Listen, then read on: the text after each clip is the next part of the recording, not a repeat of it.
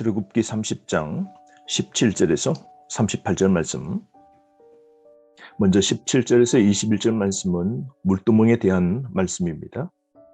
물두멍은 재씻음을 상징하는데요. 정확한 크기와 형태와 무게를 알 수 없습니다. 일종의 큰 세숫대야인데요. 서서 손을 씻을 정도로 아마 높았을 겁니다.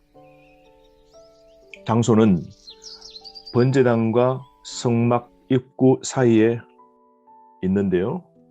17절에서 18절 말씀은 제작법에 대한 설명인데요. 놋으로 만들게 되고 받침도 놋입니다.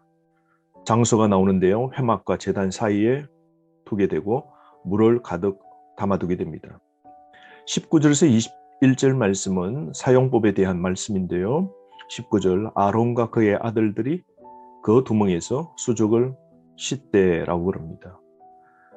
하나님의 성소로 들어가기 전 피와 거름과 더러움을 깨끗이 씻고 회막 안으로 들어갑니다. 제사장의 수족을 정결케 하는데 이 물을 사용합니다. 만든 놋은 회막에서 수종들던 여인들의 놋거울인데요.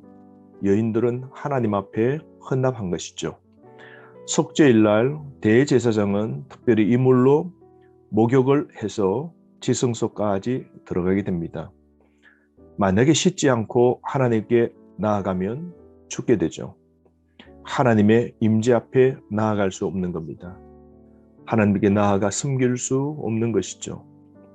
21절 말씀처럼 그 수족을 씻어 죽기를 면할지니 라고 말씀하는데요. 손발 씻는 건 생사의 문제였던 겁니다. 그러므로 여러분, 손발을 깨끗이 씻어야 하나님 임재 앞으로 더 가까이 나아갈 수 있는 것처럼 우리가 죄 없어야 깨끗해야 거룩해야 하나님과 친밀한 교제를 나눌 수 있는 겁니다. 죄를 가지고 봉사할 수 없습니다. 악행을 그치고 깨끗하면 하나님 앞에 기히 쓰이는 그릇이 됩니다. 하나님께 나아가기 위해 거룩함을 위해 깨끗해야 합니다. 죄 씻김 받고 깨끗한 삶을 살기를 오늘도 결단했으면 좋겠습니다. 우리의 삶은 성도는 성별된 삶 살아야 됩니다. 하나님을 섬기기 전에는 씻김을 받을 필요가 있음을 놋 물두멍을 통해 하나님께서 우리에게 말씀하고 계십니다. 그러므로 우리는 예수 그리스도의 피와 성령으로 재씻음 받고 거듭나야만 하나님 앞으로 나아갈 수 있는 것이죠. 여인들이 외모를 단정하던 놋거울로 만든 건 영적 교훈이 있는 겁니다. 외모를 꾸미는 것보다 더 영혼을 깨끗하게 해야 함이 더 중요한 것이죠. 그러므로 우리 하나님은 외모 아닌 우리 중심을 보시는 겁니다. 오늘 우리는 내적 치장을 위하여 더 신경 쓰고 이 세상을 닮지 않고 하나님의 말씀 통하여서 회개를 통하여 깨끗하게 구별된 성결의 삶을 살아가기를 결단해야 됩니다. 22절에서 33절 말씀은 관유에 대한 말씀인데요. 기름은 성령을 나타내고 성령의 역사를 상징하는데요. 하나님의 부르심 받고 하나님을 위하여 구별된 건 다 거룩해야 됩니다. 그래서 거룩하기 위하여서 기름을 바르게 되는데요. 그 기름의 제조법이 22절에서 25절까지고 26절에서 33절은 관유의 사용 방법과 주의사항이 나오고 있습니다. 어떻게 만들까요? 23절 말씀, 몰약 6kg와 육개 3kg, 창포 3kg, 계피 6kg, 감람류 3.6리터가 들어가는데요. 이 모두를 섞고 오랜 시간 끓인 뒤에 추출합니다. 모든 비품과 제사장에게 그 기름을 발랐는데요. 기름을 발라 구별하게 됩니다. 26절부터 회막과 정거궤, 상, 등잔대, 번제단, 물두멍 모든 곳에 바르게 됩니다. 뿐만 아니라 30절 아론과 그의 아들들에게도 기름을 바릅니다. 여러분, 우리도 성령의 기름에 의해 거룩히 구별된 자들이지 않습니까? 그러므로 우리는 거룩하게 하는 사역은 성령의 이름을 알게 됩니다.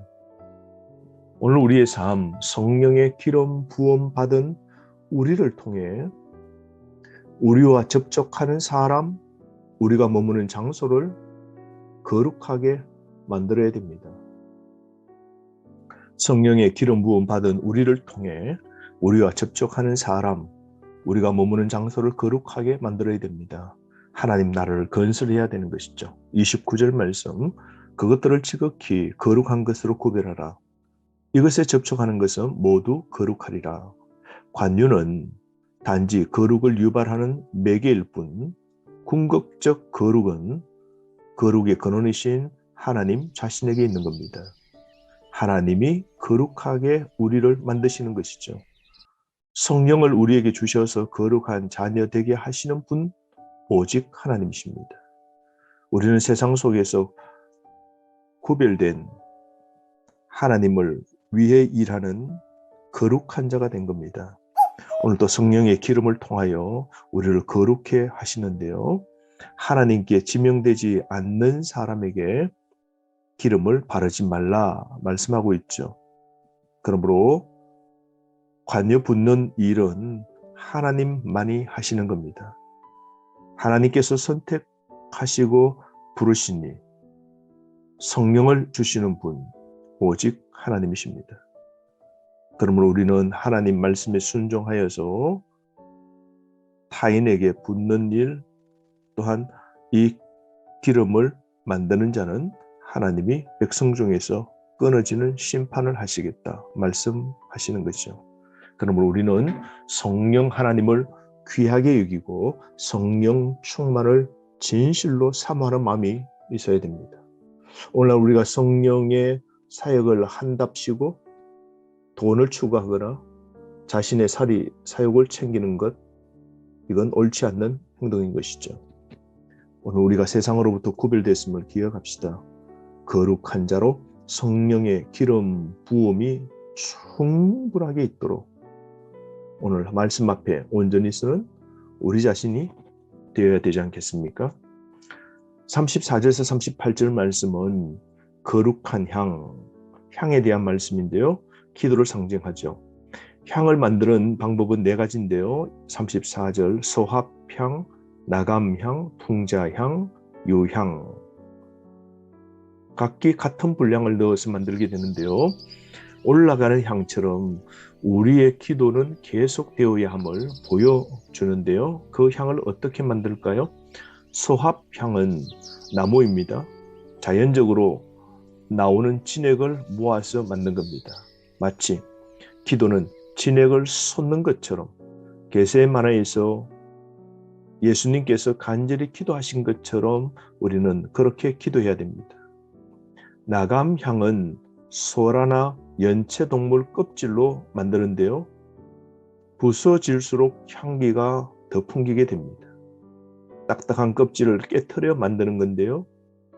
마치 우리가 기도할 때도 우리의 딱딱한 자아, 우리 마음을 깨트려야만이 우리는 부드럽게 되고 하나님의 은혜의 뜻과 말씀을 옥토 심령 속에 심을 수 있는 것이죠. 기도로 내 자신의 죄를 깨트리는 겁니다. 내 고집과 아집을 깨트리는 것이죠. 그렇게 되어야 됩니다.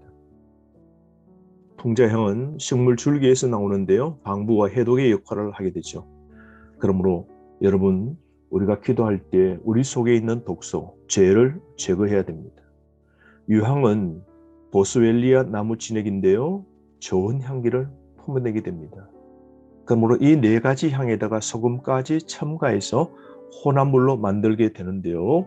소금까지 들어가 성결케 되는 것이죠. 향단 근처에 가루로 만든 향을 두고 매일 조금씩 사용했을 겁니다. 하나님 앞에 매우 귀한 향이죠. 이처럼 기도는 하나님과의 영적인 교제입니다. 여러분, 특별히 소금을 넣으라고 말씀하신 하나님의 뜻이 무엇일까요? 소금은 하나님의 불분하신 언약의 말씀을 상징하는데요. 말씀을 붙잡고 기도하라는 뜻 아닐까요? 기도에 소금이 있어야 됩니다. 말씀에 의지하여 기도하라는 것이죠. 내 자신의 뜻과 정력으로 기도하면 절대 응답이 없는 겁니다. 여러분, 변치 않는 소금 같은 하나님의 말씀을 붙잡고 하늘 위로 올라가는 향처럼 오늘 아침에도 점심에도 잠자기 전 저녁에도 하나님께 무시로 기도하는 우리가 되어야 되지 않겠습니까? 오늘 하루 하나님 말씀 그 방법대로 만들라 하신 대로 순종하는 삶은 무엇보다 중요합니다. 오늘 우리에게 가장 필요한 것은 순종의 향기를 하나님께 드리는 겁니다. 오늘 하루도 깨어서 주신 이 말씀 붙잡고 하나님의 영광을 위하여 사는 저와 여러분 되기를 바랍니다.